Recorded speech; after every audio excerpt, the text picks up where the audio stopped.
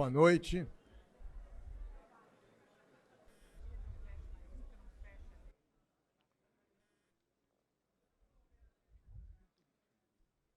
Está aberta a sessão de posse da acadêmica eleita Heloísa Teixeira. Nós elegemos Heloísa Buarque de Holanda e vamos diplomar Heloísa Teixeira.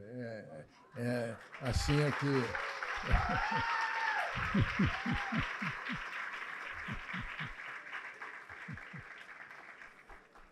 Queria registrar a presença do secretário municipal de Cultura do Rio, Marcelo Calero, do presidente da FAPERJ, Gerson Lima da Silva, do presidente do Instituto Histórico e Geográfico Brasileiro, Vitorino Sherman de Miranda, eu sou Ricardo Carvalbim, presidente do PEN Clube, Sérgio Fonta, presidente da Academia Carioca de Letras, e Rui Campos, diretor da Associação Nacional de Livrarias.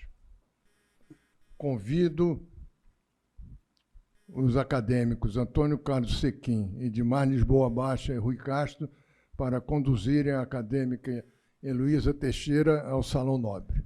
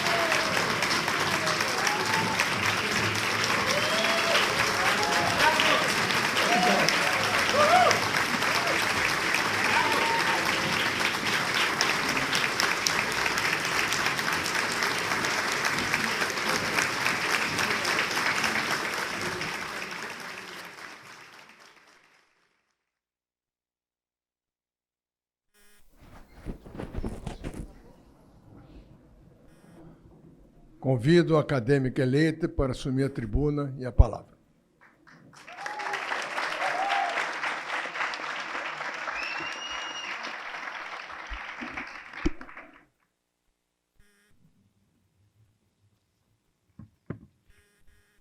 Senhor presidente Merval Teixeira, prezadas acadêmicas, o que eu falei errado? Ai, meu Deus! Acabou! Recomeço. Aconteceu nada.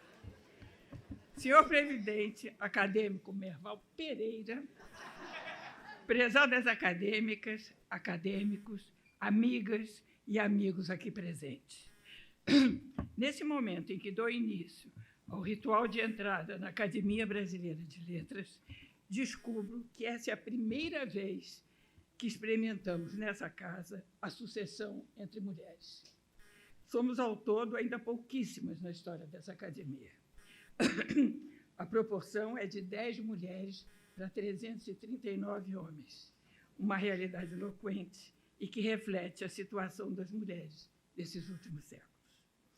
Não deve ter sido por acaso que Raquel de Queiroz foi escolhida para ser a primeira mulher eleita numa academia de letras, até então uma sociedade prioritariamente masculina, incluindo-se aqui as muitas academias europeias. Era um grande nome, Raquel. Era conhecida como a maior escritora brasileira. Raquel, em 1930, assombrou a crítica com o lançamento de O 15, trazendo um perfil modernista para a literatura regional nordestina. A legitimidade de Raquel no quadro da literatura oficial era irrefutável. Portanto, admitindo que era a hora da candidatura de uma mulher, eu estou com a garganta ruim, Raquel mostrou-se como uma candidata quase natural para a sucessão de Cândido Mota Filho. A outra escritora que flertava com essa cadeira, Diná Silveira de Queiroz, além de estrategicamente ter bolado a eleição de Raquel, ela tinha livros memoráveis como Floradas na Serra e A Muralha. Vocês desculpem, não imprimiu um pedaço enorme do papel. Com certeza era disciplinada, avessa a qualquer tipo de retórica e severa com seu instrumento de trabalho, Raquel. Lembro-me de Raquel cortando partes enormes de Maria Moura em busca da limpidez de um texto avesso a adjetivos. Uma escritora universal, mas fiel ao sertão nordestino, sempre pensando em voltar a Nome Destes, sua fazenda em Quixadá. Para resumir, Raquel, só usando a insuperável definição de Manuel Bandeira, Raquel, tão Brasil. Saudades, Raquel. Segunda mulher eleita, agora entra a parte que não imprimiu. A segunda mulher eleita para essa casa, em 1980, foi Diná Silveira de Queiroz, a grande estrategista da entrada de mulheres na BL e autora de livros inesquecíveis, como Floradas na Serra e A Muralha. Em seguida, em 85, veio Lígia Fagundes Telles, a grande dama da literatura brasileira, que marcou gerações com seus livros Tirando de Pedra, As Meninas, além de uma série de celebrados romances. Depois dela, em 1989, chegou a esta casa Nélida Pinhon, sobre quem voltarei mais em frente. Com o intervalo de mais de 10 anos, a BL elegeu Zélia Gattai, nossa ativista, anarquista e grande especialista no que poderíamos chamar de memorialismo dos outros. Ana Maria Machado, minha amiga e parceira de tantos anos, chegou a esta academia em 2003, já nesse século. Sua literatura é reconhecida no mundo inteiro e certamente ampliou o universo literário e político de crianças e adultos numa obra de mais de 100 livros publicados. Ana foi a responsável, quando presidente da BL, por trazer uma efetiva abertura social para perto de Machado de Assis. Realizou e apoiou projetos como Nas Trilhas da Literatura, formação de técnicas para bibliotecas comunitárias. Academia vai à academia, encontros com a Polícia Militar, o mutirão na escola, leitura em presídios e a festa literária das periferias, a FLUP. Em 2009, foi a vez de Cleonice Berardinelli, a Divina Cleo, indiscutivelmente a grande mestra de toda a nossa geração de intelectuais. Com a eleição de Rosisca Darcy de Oliveira, em 2013, a ABL passa a ter em sua composição uma feminista reconhecida e uma ensaísta notável, dona de rara e aguda percepção de nosso tempo. E, finalmente, chega em 2022 a esta casa o ícone da cultura brasileira, a imensa atriz que é Fernanda Montenegro, definitivamente ampliando e renovando a representação das mulheres na academia. São estas as acadêmicas às quais me filio com orgulho, e a elas pretendo dar continuidade e reconhecimento. Por outro lado, a cadeira que ora assumo traz um perfil libertário pioneiro.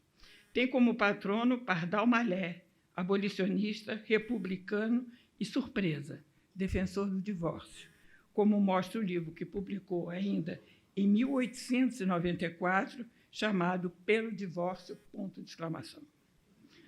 O primeiro ocupante da cadeira número 30 foi Pedro Rabelo, contista e poeta, que reforça e repercute o perfil progressista de Pardal Malé, promovendo o ativismo em prol das ideias republicanas e abolicionistas. Segue-se Heráclito Graça, filólogo e também político, autor de Fatos de Linguagem, de 1907, uma obra pioneira. Nesse livro, Graça interpela fortemente o debate sobre a língua, que, na época, era liderado pelo mestre Cândido de Figueiredo. O ocupante seguinte, Antônio Ostrogésilo, foi médico, contista e poeta de feição simbolista.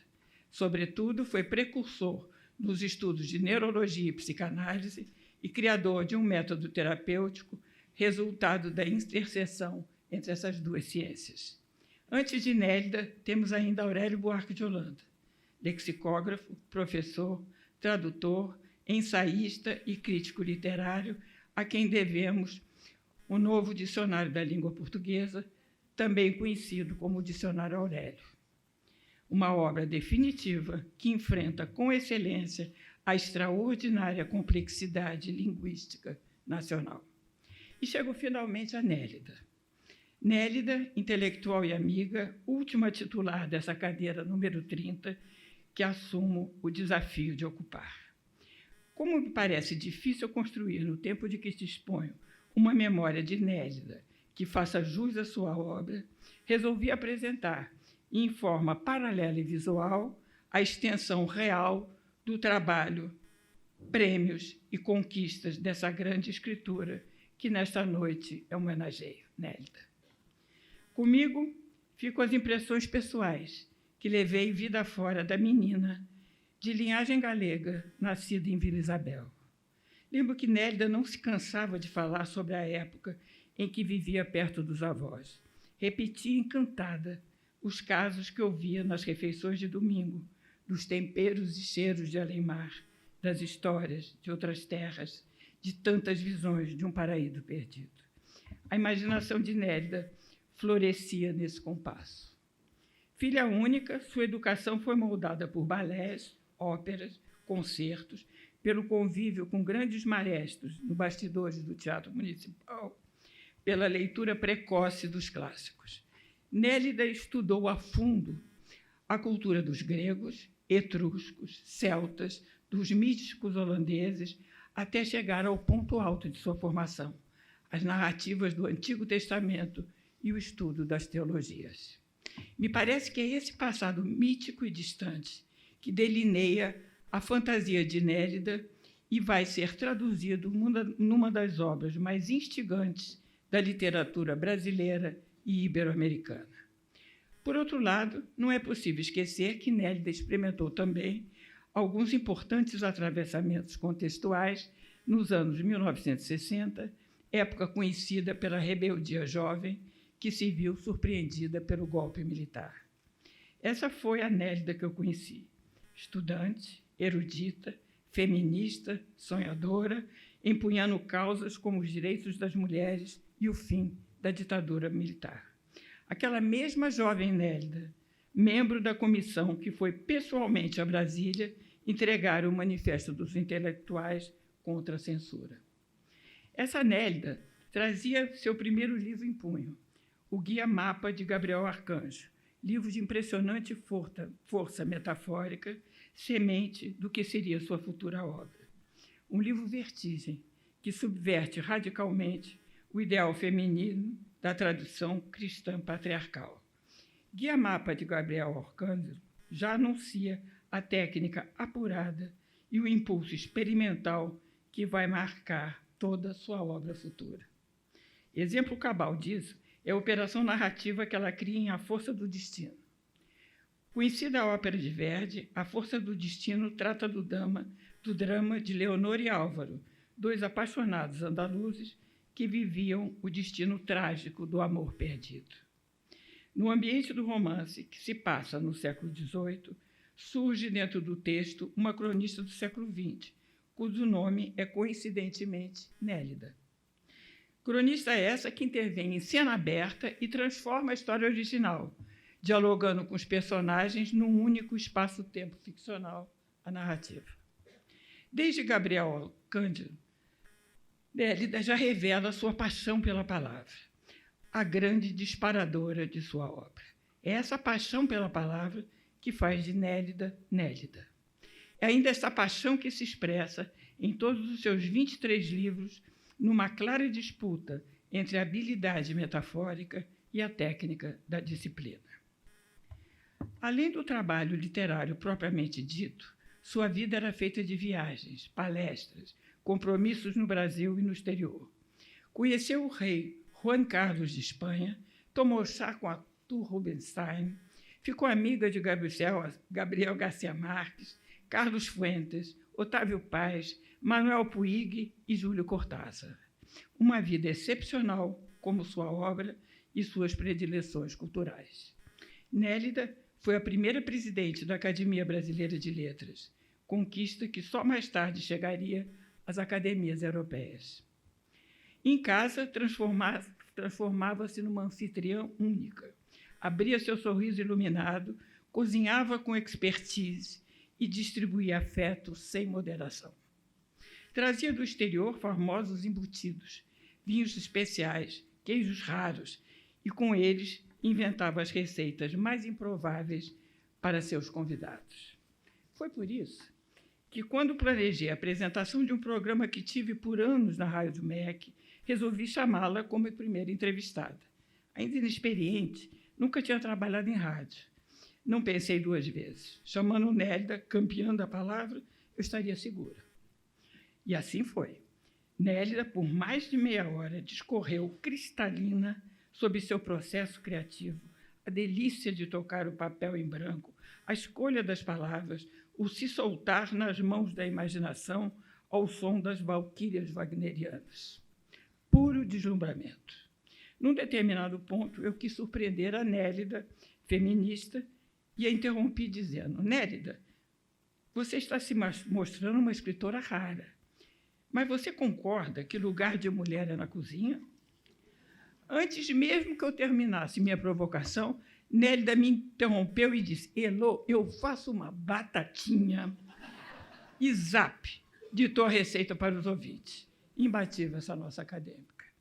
E é essa cadeira que eu vou ocupar. O problema é que, mesmo fascinada por Nélida, tenho que reconhecer que sou a antítese de minha antecessora.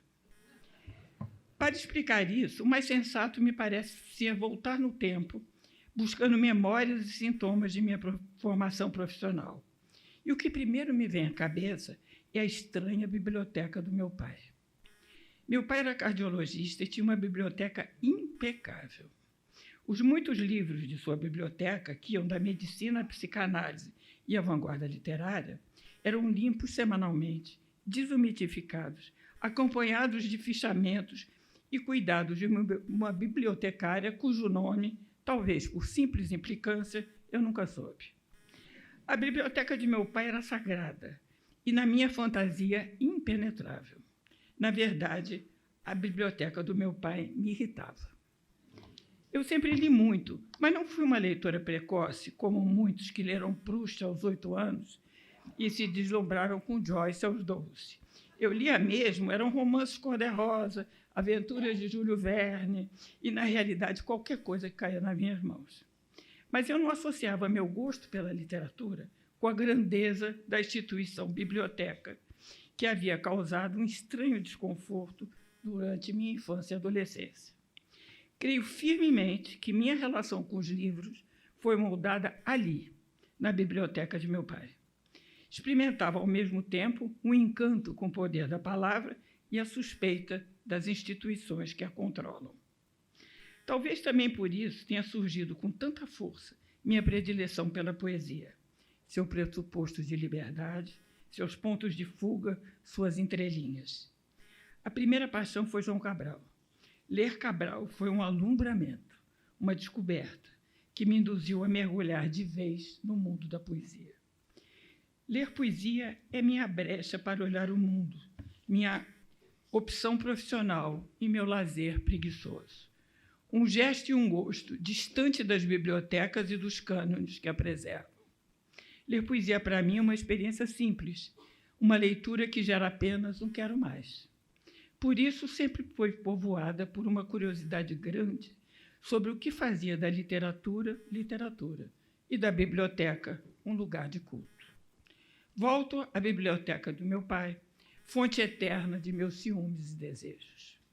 Ali estava também a semente de minha reação e, ao mesmo tempo, atração por toda e qualquer forma de instituição. É por isso que um livrinho de Jacques Derrida, cujo título é Essa Estranha Instituição Chamada Literatura, não sai da minha mesa de cabeceira. Nesse livro magrinho, Derrida,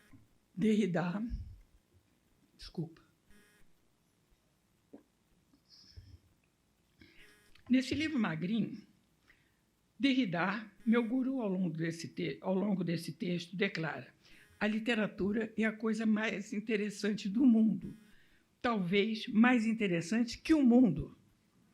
falava ele da literatura como instituição, com suas convenções duras, regras, submetida à lógica da autoria e da assinatura. Mas, ao mesmo tempo, observava que a literatura, em princípio, tem o poder legitimado de se libertar das regras e, desse modo, inventar e suspeitar das próprias leis que a constituem. O que é a literatura? De onde vem? Para quem se destina? O que se deve fazer com ela? A quem a literatura exclui? Com essas perguntas em mente, percebi que a existência de uma possível essência literária, que eu saiba, nunca foi diagnosticada de forma suficientemente satisfatória. Mesmo que sua origem possa ser localizada, nenhum critério interno parece garantir a um texto seu status literário. Se a hipótese for verdadeira, cabe uma segunda pergunta. O que está sendo excluído em nome dessa essência literária?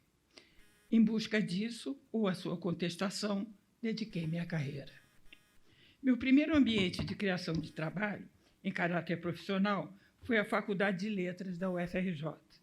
Cheguei em 1964 como assistente de Afrânio Coutinho, meu orientador e amiga, cuja dívida intelectual quero deixar registrar aqui, nesse momento importante de minha trajetória. Na minha memória longínqua daquela hora, lembro que as universidades eram fóruns apaixonados de discussão sobre os destinos do país, sobre tudo, e aquecendo mais ainda o sonho revolucionário jovem. Do lado de fora, vinha o calor da literatura forte, de Antônio Calado, do Teatro de Arena, da MPB, dos festivais da canção, do cinema novo, do tropicalismo e muito, muito mais. Mas a surpresa veio a galope. Em 13 de dezembro de 1968, foi promulgado o Ato Institucional número 5, que golpeou com uma só canetada o país, a cultura e a produção de conhecimento acadêmico. De fórum de ideias e utopias, a universidade se transformou numa ruína a ser reconstruída. Como reconfigurar meu trabalho nesse espaço agora tão fechado, triste, controlado? O que fazer nesse espaço de excelência que agora se mostrava à deriva? Foi nesse panorama e com essa formação que dei meus primeiros passos profissionais. Foi esse meu destino epistemológico. Sempre espionando brechas, entradas possíveis, demolições impossíveis.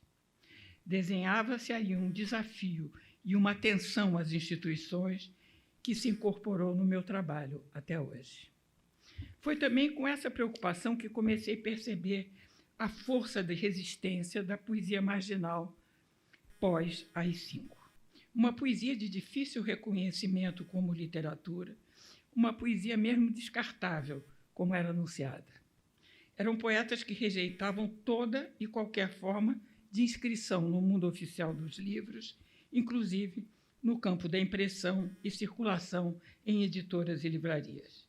Em pleno sufoco, no momento em que as artes e as letras sucumbiam ao chumbo grosso, me vi lendo obsessivamente os poetas chamados marginais que resistiam à censura, falando, narrando, descrevendo e mesmo questionando o sistema político e cultural com humor, leveza e aparente ingenuidade. Foi aí também minha primeira desavença com o hoje acadêmico Zuenir Ventura. Ele falava do vazio cultural de pós-68. Eu falava da potência das vozes de uma cultura nas margens que irrompiam cailar insistentemente na cena cultural. Outros embates com o mestre Zu me ajudaram a desenhar meus objetos de pesquisa, vida fora. Formamos na área das ideias uma parceria perfeita. Zuenir declarava alguma coisa, eu corria para contestar. Agradeço por isso a mestre Zu, que, com sua lucidez, sempre ofereceu os mais precisos diagnósticos conjunturais da cultura em tempos de avaliação tão difíceis. Atraída pela função de testemunho que exercia a poesia marginal, organizei, em 1976, a antologia 26 Poetas Hoje, reunindo poetas que melhor exprimiam esse ethos geracional. Publicação da antologia foi, de certa forma, uma estratégia de marketing, da editora Labor, que chegava ao Brasil com um lançamento conjunto de 2 livros. A Novidade dos Meus 26 Poetas e um livro que certamente seria mais respeitado e reconhecido, como quis o destino, foi o fundador de Nélida Pinhon. O fundador, como se esperava, foi acolhido com sucesso. Mas minha antologia foi um tremendo fracasso de crítica, fracasso esse que se repetiu na área acadêmica.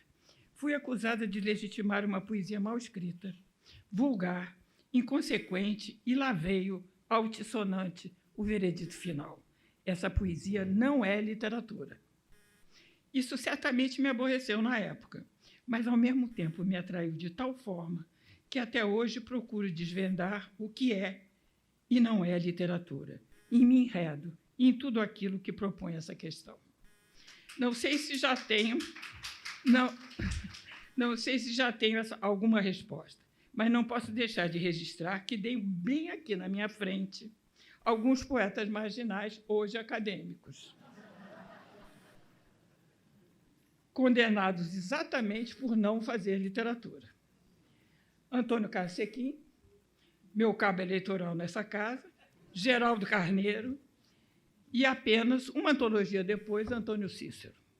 Desde então, a incessante busca do específico literário, lei implacável da crítica literária, não me atormenta mais. A questão da literatura como instituição seguiu-se a questão da produção de conhecimento como instituição, representada agora pela universidade. Como rearranjar os livros da biblioteca do meu pai? Como torná-los mais livres, com alcance mais expandido? Guardei isso em mim. Meu pai morreu, minha mãe morreu, minhas grandes referências morreram com eles. A biblioteca do meu pai foi doada para a UFRJ, a qual ele dedicou a maior parte da sua vida, como eu. Minha família ficou reduzida a minha irmã Lúcia, minha maior amiga, e meus 3 filhos, Lula, André e Pedro, em torno e a partir dos quais pude construir uma vida de muito afeto, alegria e trabalho. Vejo com clareza a parceria com eles em tudo o que realizei até hoje. Até o meu desejo de entrar para essa casa tem certamente sua participação. Como se não bastasse, eles me deram 7 netos. Vitor, Dora, Theo, Catarina, Antônio, Júlia e Violeta.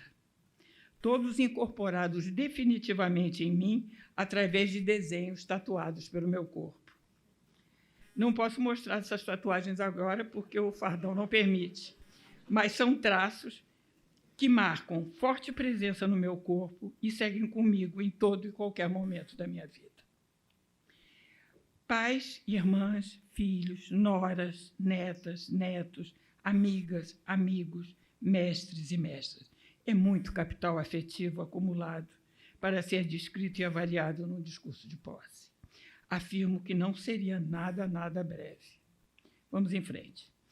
Mais adiante, pesquisando e ensinando na Universidade de Columbia, em Nova York, vi nascer uma área de conhecimento no espaço intelectual masculino, demarcado e proprietário. Foi o nascimento dos estudos feministas e de gênero como espaço disciplinar. Naquele momento, as mulheres acrescentavam à luta pelos seus direitos um direito novo, o direito de interpretar. Os currículos eram postos em questão, as bibliografias repensadas, os departamentos invadidos por demandas até então impensáveis. Os livros de teoria de gênero saíam ventando das livrarias, com rapidez incomum. Traziam novos olhares que interpelavam o pensamento marxista, teológico, psicanalista, enfim, todo um edifício epistemológico de concreto armado que molda a produção de conhecimento universitário.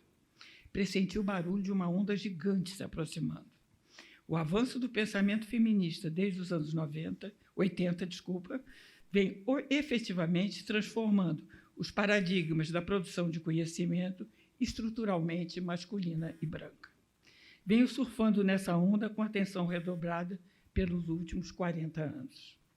Junto com o feminismo, outra turbulência me afetou profundamente. Foi o meu encontro com os intelectuais e os artistas moradores das comunidades e favelas.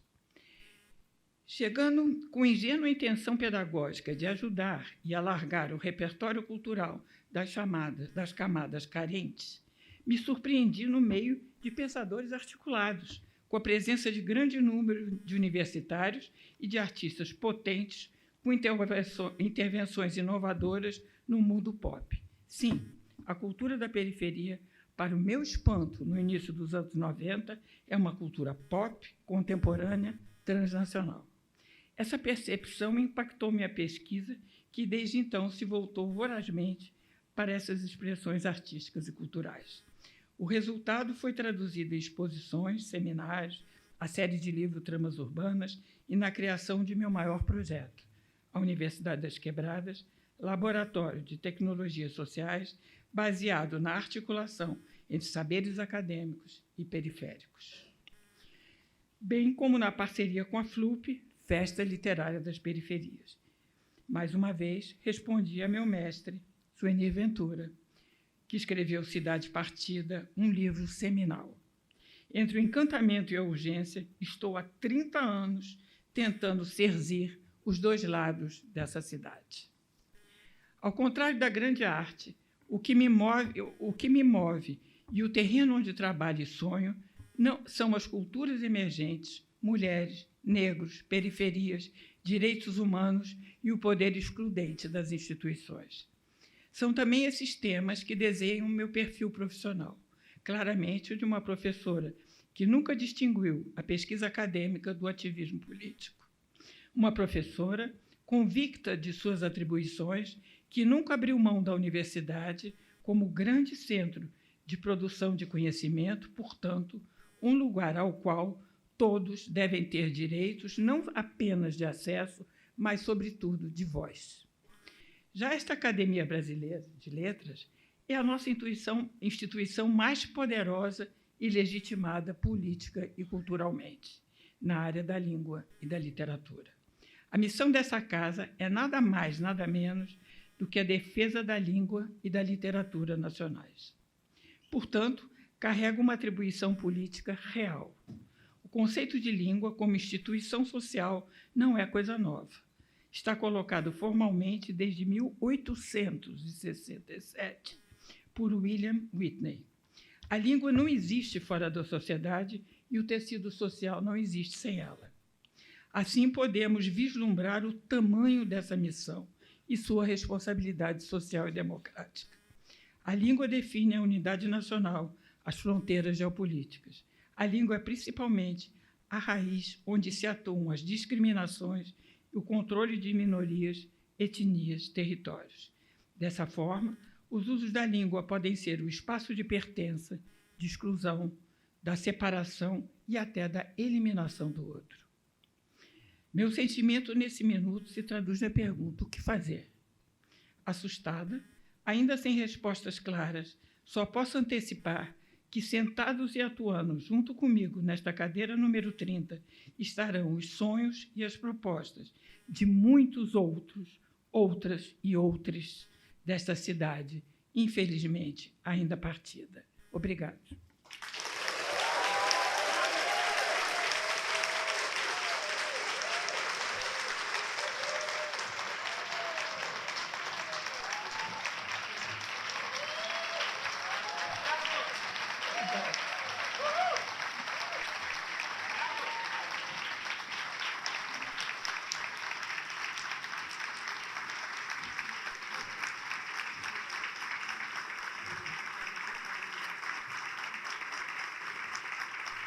Eu vou para onde? Para ir?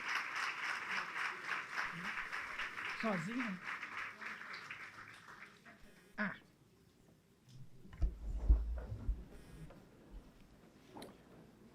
Convido a acadêmica Heloísa Teixeira a assinar o livro de posse.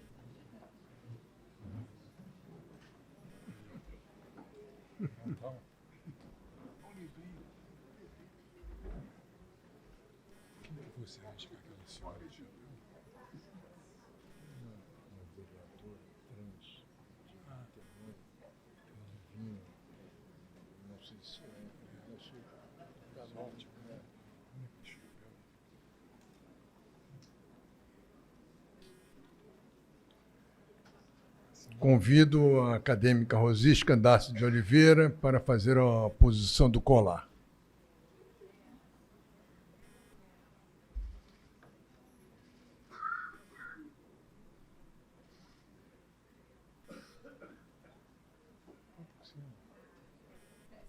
Por cima.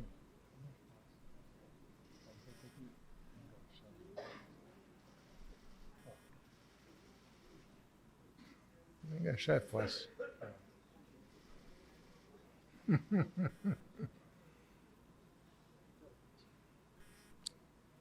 Convido a acadêmica Fernanda Montenegro para fazer a entrega do diploma.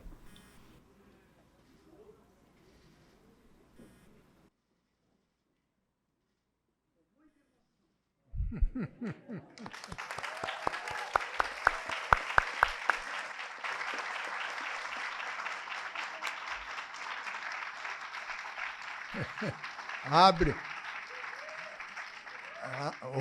Heloísa Teixeira, abre aí para mostrar que é Teixeira mesmo no diploma.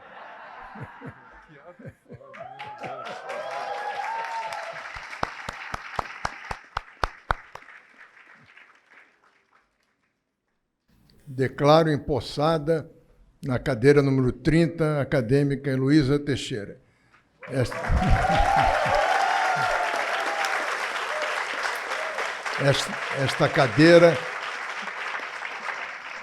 Esta cadeira tem como patrono Pardal Malê, teve como fundador Pedro Rabelo e como antecessores Heráclito Graça, Antônio Austragésilo, Aurélio Buarque de Holanda e Nérida Pion. Passa a palavra à acadêmica Ana Maria Machado.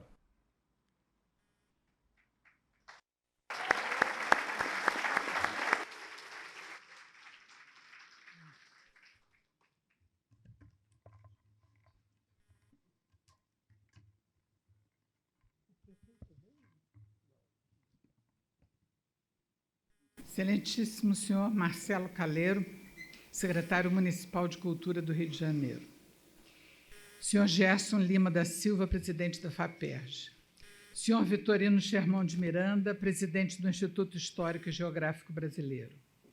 Senhor Ricardo Cravalbim, presidente do PEN Clube. Senhor Sérgio Fonta, presidente da Academia Carioca de Letras. Senhor Rui Campos, diretor da Associação Nacional de Livrarias. Senhor presidente da Academia Brasileira de Letras, Merval Pereira, demais membros da mesa, meus caros confrades e confreiras, amigos, amigas, todos aqui presentes. Receber Heloísa Buarque de Holanda entre nós é um motivo de festa para esta casa. De minha parte, e me desculpando pelo tom pessoal, devo dizer que saudá-la com carinho é fácil. Tamanha admiração que tem por ela e o afeto de que nossa amizade fraterna, ainda que bissexta às vezes, se alimenta há décadas. Difícil é cumprir o trato que fizemos de mantermos bem curtos nossos discursos nessa solenidade, sobretudo o meu. A dificuldade reside no fato de que a nova acadêmica é multifacetada. Não cabe em definições sucintas nem limites claros. Tem sido classificada como escritora, professora, crítica, ensaísta, intelectual pública, animadora cultural, mas escapa a todos esses rótulos redutores e estoura as fronteiras das categorias conhecidas. Tem luz própria, ainda que não seja exatamente uma estrela midiática. Arrisco-me a dizer que é uma constelação. Constelação de muitos nomes, como há poucos dias constatamos em entrevista pela imprensa, quando a nova acadêmica revelou que agora passa a se assinar Heloísa Teixeira, destacando o sobrenome materno. Decisão consagrada com um filme documentário sobre ela, O Nascimento de H. Teixeira, que é outra maneira que pode ser chamada, igualmente anunciado na ocasião. Para os amigos entre os quais me incluo, é e será sempre Elô.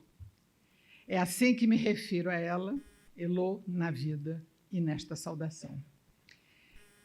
Quando começamos a conviver, ainda na década de 60, 1960, Logo me impressionou sua capacidade de equilibrar qualidades complementares, por vezes até julgadas opostas pelo senso comum, como, por exemplo, a clareza racional e a intensidade afetiva, ou a busca de solidez teórica e o simultâneo respeito ao improviso e à intuição. Aspectos raros de serem encontrados na mesma pessoa de forma balanceada, em configuração que logo aprendi a admirar, e até hoje admiro, cada vez mais, nesta Elô, que é uma mestra em cruzar fronteiras.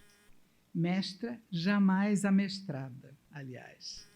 Nesse aspecto, como em tudo mais, sempre a nos surpreender, com grandes guinadas investigativas e criadoras ou com pequenas rebeldias simbólicas, desde que a conheci. Melhor começar com uma evocação desse tempo. A antiga Faculdade Nacional de Filosofia da Universidade do Brasil tinha recentemente se desmembrado, tendo então seus cursos se distribuído em institutos e faculdades autônomas espalhadas em distintos endereços pelo centro do Rio, entre eles a Escola de Comunicação e a de Letras. Enquanto aquela se instalava num pardieiro da Praça da República, esta passava a funcionar provisoriamente num imenso galpão da Avenida Chile, antes ocupado pelo Pavilhão de Portugal em uma exposição. E lá estávamos, nós duas, lado a lado, jovenzinhas, iniciando nossas vidas profissionais em ambas, trabalhando com seus diretores, respectivamente, Zé Carlos Lisboa e o acadêmico Afrânio Coutinho, catedrático de literatura brasileira, numa equipe que contava com a preciosa experiência de mestras que reverenciamos até hoje, como Samira Mesquita e Marlene Castro Correia, entre outros.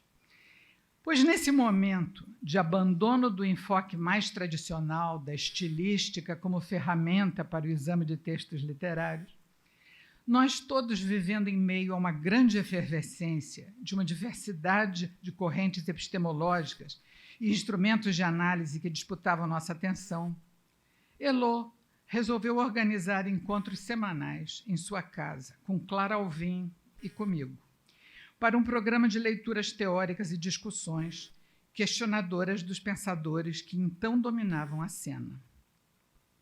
Líamos e discutíamos textos variados, dos formalistas russos a Goldman, Lukács e Auerbach, passando por estruturalistas, sociólogos e antropólogos, eventualmente buscando as ideias de Antônio Cândido ou quem mais nos acenasse pelo caminho. A cada semana nos dávamos uma pauta de textos a serem discutidos no encontro seguinte.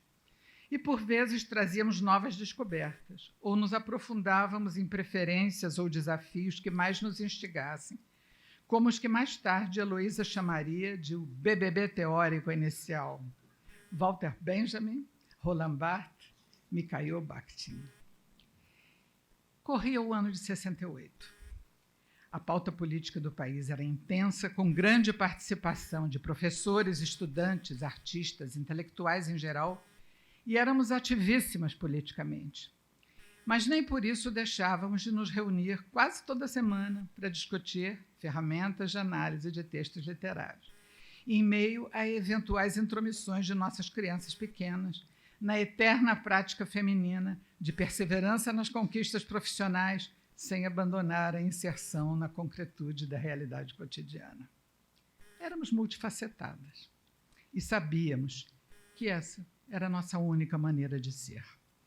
Cheias de perguntas, ação e reflexão indissolúveis, política e vida absolutamente fundidas. Algo natural para quem vinha de experiências com o movimento estudantil, Centro Popular de Cultura da UNE, participações incipientes na cultura rebelde da década de 60, numa turma preciosa de amigos cineastas, músicos, artistas plásticos, jovens que queriam fazer teatro, circulando entre o Museu de Arte Moderna do Rio, cineclubes que proliferavam e incontáveis palcos, de arena ou não, a se multiplicar, meio no improviso, em obras ainda inacabadas, em um centro comercial em Copacabana ou auditórios de faculdades e colégios em Botafogo. Os anos imediatamente após o ato institucional número 5 marcaram nossa geração como tempos de repressão, censura, prisões, exílio, recolhimentos. Um tempo classificado pelo acadêmico Zuenir Ventura de vazio cultural, como Elô acabou de lembrar, termo tornado consensual entre os críticos. Mas nessa quadra, Elô soube onde garimpar e descobrir plenitudes nesse aparente vazio. Teve um lampejo e voltou sua atenção de pesquisadora para o que chamou de as microtendências e seu cruzamento com a política no campo da cultura. Com esse movimento, consolidou então sua vocação absolutamente notável, talvez sua característica definidora por excelência, a de antena captadora daquilo que estava brotando e ninguém via. Sua sensibilidade para cruzar fronteiras com naturalidade. De olho nas frestas e no que se esgueirava pelas brechas, seu faro fino de pesquisadora imersa no real discerniu com clareza a riqueza das variadas manifestações que começavam a pipocar fora das correntes tradicionais e reconhecidas da criação cultural. E nelas soube destacar as mais férteis e significativas participações incipientes na cultura rebelde da época. Mais atenta ao processo do que à consagração dos resultados, Heloísa percebeu de saída a força e o ímpeto dos primeiros folhetos mimeografados, que então começava a se distribuir por espaços alternativos, trazendo aquilo que em seguida se chamaria de poesia marginal. Um fenômeno despretensioso, despreocupado com a permanência ou o reconhecimento crítico, mas que chamou sua atenção e a cuja irreverência radical Elô, ainda no calor da hora, dedicou uma antologia, destinada em nossos dias a se tornar ironicamente canônica, o livro 26 Poetas Hoje. Viu antes de todos aquilo que seria, sem dúvida, a expressão por excelência da poética nos anos 1970 da literatura do país. Manifestação criadora a qual, ao final dessa década, ela deu destaque em balanço que a situou ao lado das letras das canções da música popular brasileira e da literatura infantil, que então começava a ser notada, num fenômeno que depois se classificaria como um boom cultural, ao organizar, em 1980, para a revista Tempo Brasileiro, um balanço amplo das conquistas e realizações dos 10 anos que então se encerravam. Viu terrenos fecundos e vastos, de criação, até então normalmente pouco valorizada, a pedir atenção e análise. Em paralelo a esse olhar revelador para a contracultura, Heloísa fazia muitas outras coisas nessa década de 1970, como sempre. Continuava dando aulas na Faculdade de Letras, na Escola de Comunicação. Terminou a tese de mestrado sobre a leitura de Macunaíma, de Mário de Andrade, feita pelo filme de Joaquim Pedro. Fez cenografia para alguns filmes. Dirigiu 2 documentários, sobre Raul Bopp e sobre o grupo teatral Asdrubal Trouxe o Trombone. Produziu um programa na Rádio MEC. E terminou a década concluindo seu doutorado, que resultaria no livro Impressões de Viagem, CPC, Vanguarda e Desbunde, uma investigação sobre 3 momentos da produção cultural brasileira entre o final da década de 1960 e o AI-5. Por si só, essa era uma proposta absolutamente inovadora, no tema e no enfoque. Um exame minucioso, em que o examinador se coloca de forma presente, argumentando e interpretando na primeira pessoa, ao mesmo tempo desafiando os rígidos cânones que ditam a forma e a linguagem dos trabalhos acadêmicos universitários e assumindo a radicalidade do ensaísta que não se esconde, na melhor tradição do eu no gênero, desde Montaigne. Quase foi reprovada por mais esse exemplo do que chamo de pequena rebeldia simbólica, mas abriu um caminho precioso, ainda que de raros seguidores. Não vou ficar fazendo registros cronológicos a cada década. Limito-me a recordar, de modo sucinto, algumas das atividades da Nova Acadêmica nos anos que se seguem. Continuou organizando variados grupos de estudos, claro. É alguém que gosta de trabalhar em equipe e se alimenta do diálogo, do desafio e da escuta. Seguiu participando de equipes de cinema. Fez inquietas reformas em algumas das casas para as quais se mudou. É admirável esse seu lado meio arquiteta, de quem gosta de obras, sai quebrando paredes, abre espaços perfeitos e acolhedores e se movimenta muito à vontade em curadoria de exposições sobre os mais variados temas. Entre elas, mostras que abrangeram desde a construção de Brasília à estética da periferia, de Chico Mendes ao Teatro Oficina, das mulheres artistas no Brasil ao futuro das águas, sem parar de seguir publicando livros, tanto os que escreveu como os que planejou, organizou e editou.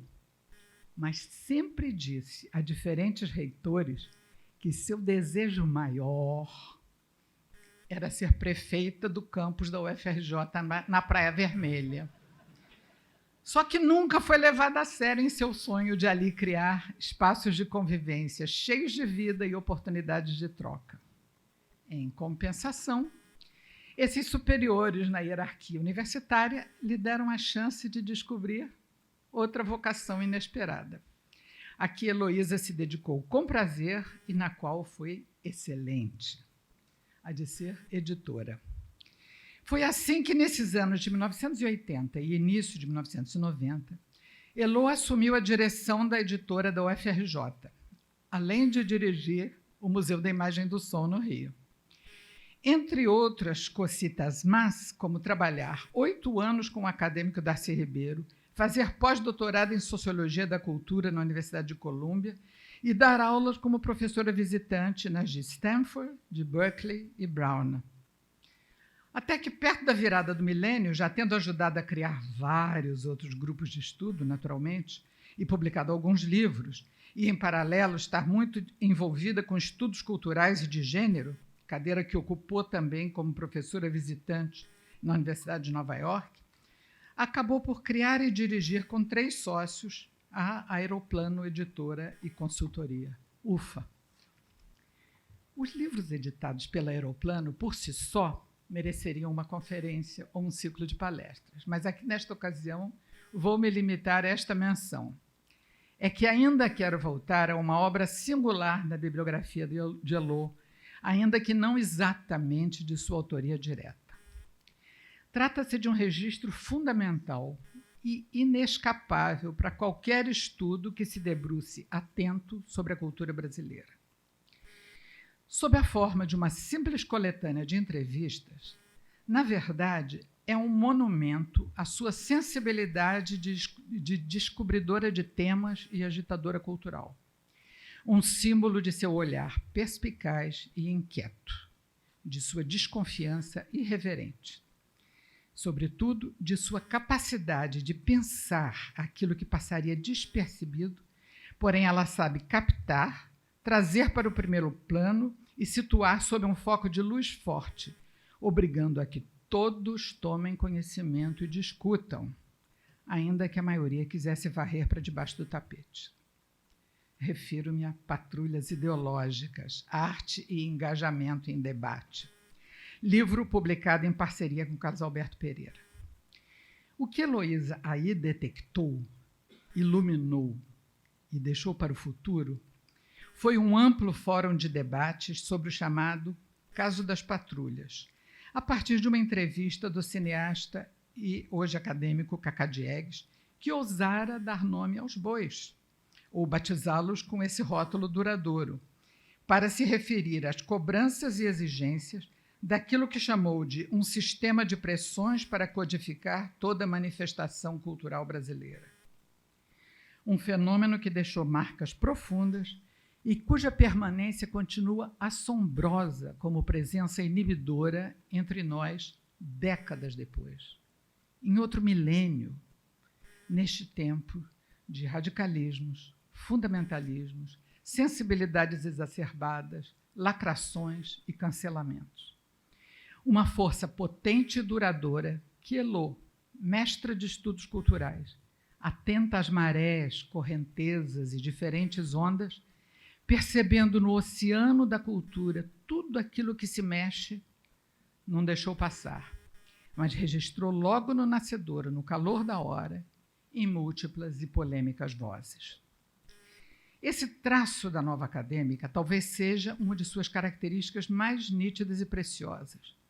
A inteligência sensível de Heloísa é uma grande antena, ou um sensível sismógrafo, capaz de captar as ínfimas vibrações e os quase inaudíveis ruídos daquilo que começa a se mover. E, por vezes, ainda nem mesmo nasceu.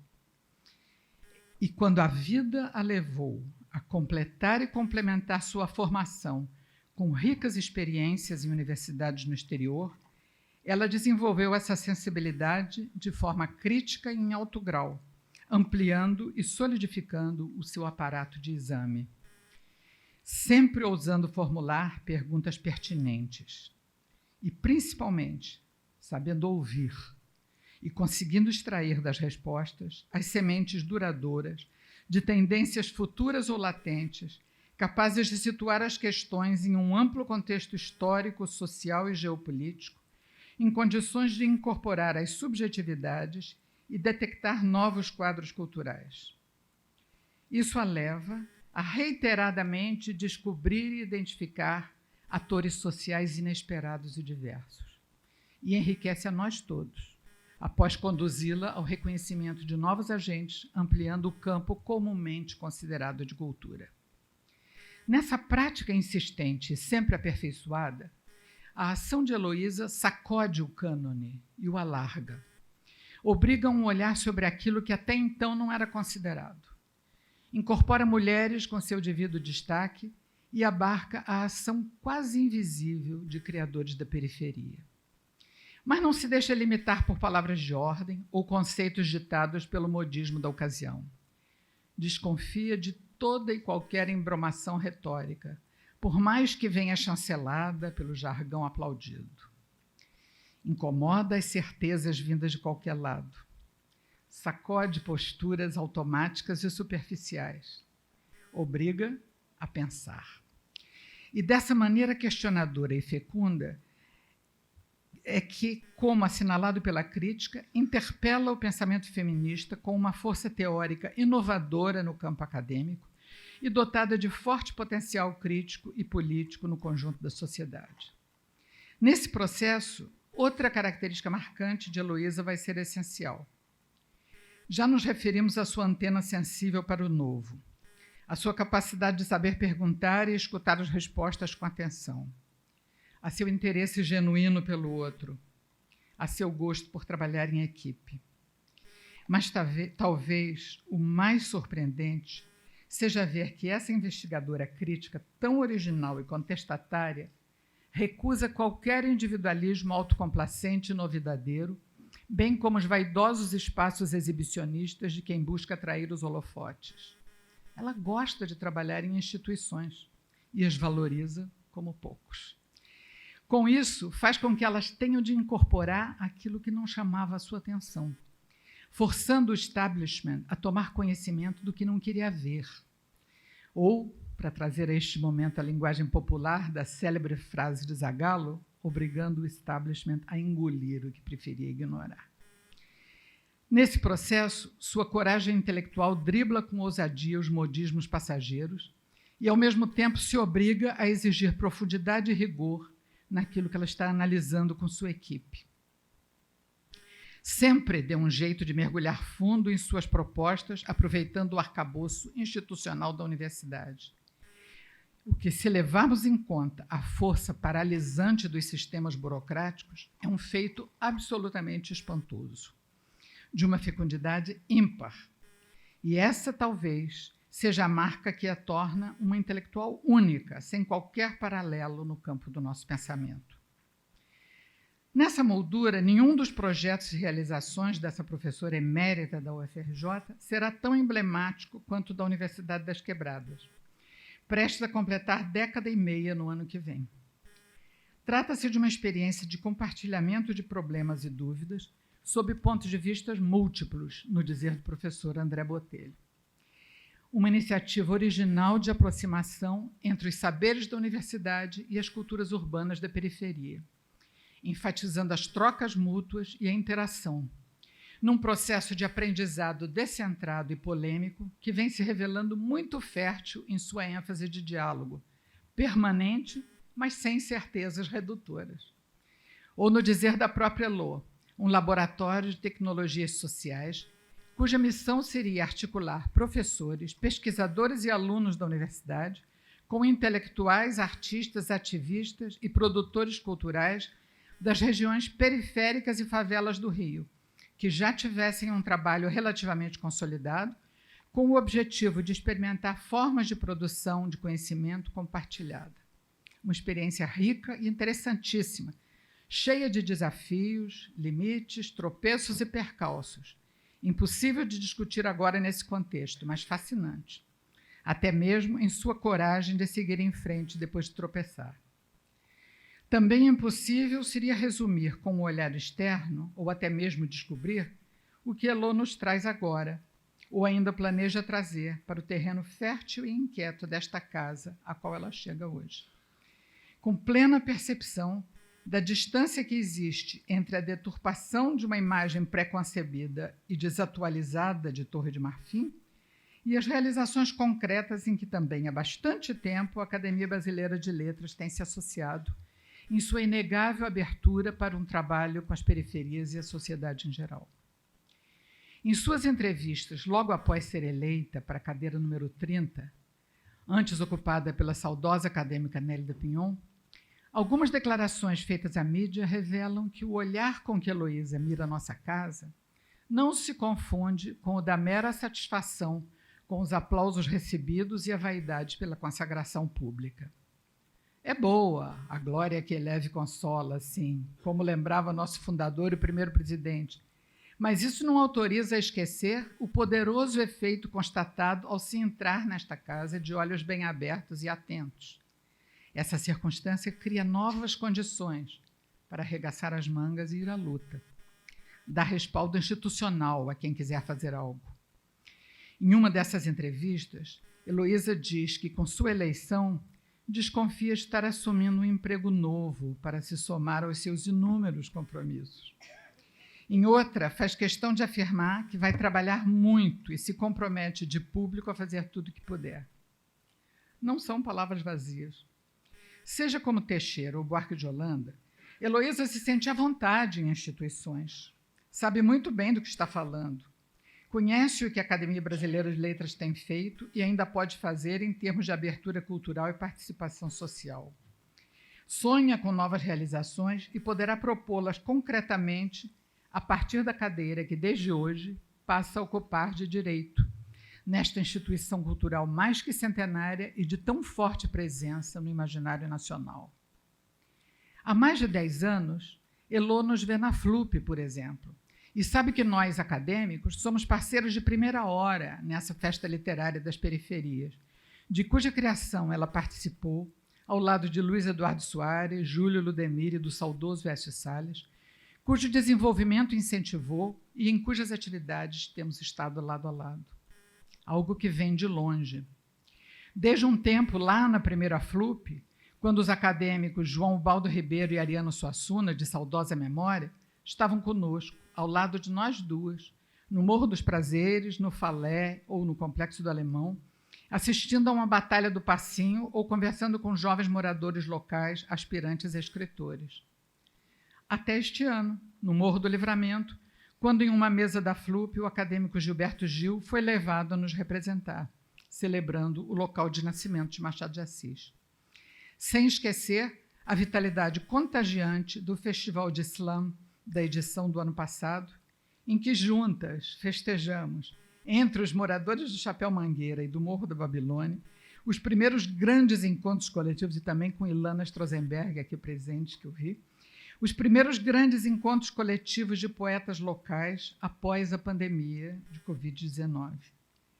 Essa mesma pandemia, durante a qual, nas primeiras semanas em que estávamos todos isolados e trancados em casa, Heloísa me ligava e pedia para gravar pelo telefone nossas longas conversas, pois ela queria puxar memórias sobre as mulheres de nossa geração, o início do movimento feminista entre nós, as escritoras e intelectuais que corriam o risco de ser esquecidas. E, ao mesmo tempo, me animava a fotografar o que eu conseguisse captar da vizinhança, resultando numa mistura de Hitchcock com Gonçalves Dias, em que, da minha janela indiscreta, descobri que meu quarteirão tinha 19 tipos diferentes de palmeiras pelas varandas. E nelas não apenas pode cantar o sabiá, mas vivem bem-te-vis, sanhaços e saíras. Ou seja, conviver com Elô é sempre estimulante. Não dá para imaginar o que suas ligadíssimas antenas irão descobrir ou aquilo que seu entusiasmo vai propor fazer a partir deste momento, em que adentra a maior e mais simbólica instituição cultural da nação. Ainda mais com a responsabilidade de suceder a outra força da natureza, a acadêmica Nélida Pinhon, primeira mulher a nos presidir, incansável defensora de nossa língua e nossa cultura, guardiã de nossa memória, e cujo zelo na afirmação da importância da nossa literatura nos deixa um modelo inesquecível e desafiador. É assim, portanto, que esta noite, de braços abertos, saudamos e acolhemos Heloísa entre nós. Agora, oficialmente, prontos a nos deixar contagiar por seu entusiasmo e embarcar com ela em novos projetos que seu detector de desafios nos traga. Que seu olhar para o futuro continue fértil, agora com o apoio desta instituição, ao mesmo tempo nova e venerável, sob as bênçãos de tantos exemplos como já citados, ao lado de alguns dos quais ela já trabalhou e que passa a ter a responsabilidade oficial de seguir. Esta casa hoje acolhe você, Elô. A casa de Machado de Assis, um Joaquim que era também Maria. A casa de Nélida, que antecedeu você diretamente. E de Raquel, Diná, Lígia, Zélia, Ana, Rosisca, Cleonice, Fernanda, em meio a umas 300 de homens ao longo do tempo. E quem mais chegar? Acadêmica Heloísa Teixeira ou Buarque de Holanda, carregada do tanto que já fez ao longo da vida, herdeira de sua própria obra, indelevelmente marcada pelo que construiu por si mesma com qualquer sobrenome. E aqui valem umas aspas para a expressão nome sem apego nenhum nem pertencências, como um personagem definido por Guimarães Rosa, acadêmico, que também cunhou a máxima de que nome não dá, nome recebe. Com o sobrenome da mãe ou dos seus filhos, seja bem-vindo, Elô.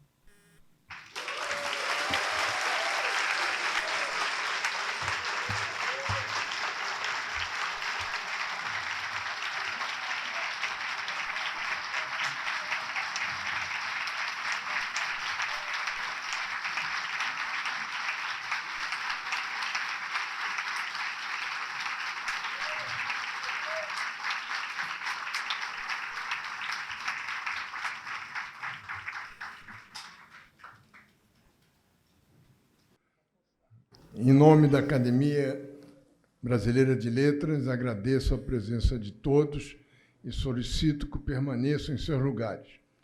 Convido os acadêmicos Geraldo Carneiro, Domício Proença Filho e Carlos Diegues para acompanhar a acadêmica Heloísa Teixeira ao Salão dos Fundadores. A Heloísa vai ser recebida lá pelos acadêmicos e depois vai passear pelo salão, não vai ter fila de cumprimentos, não, a pedido dela. Está encerrada a sessão.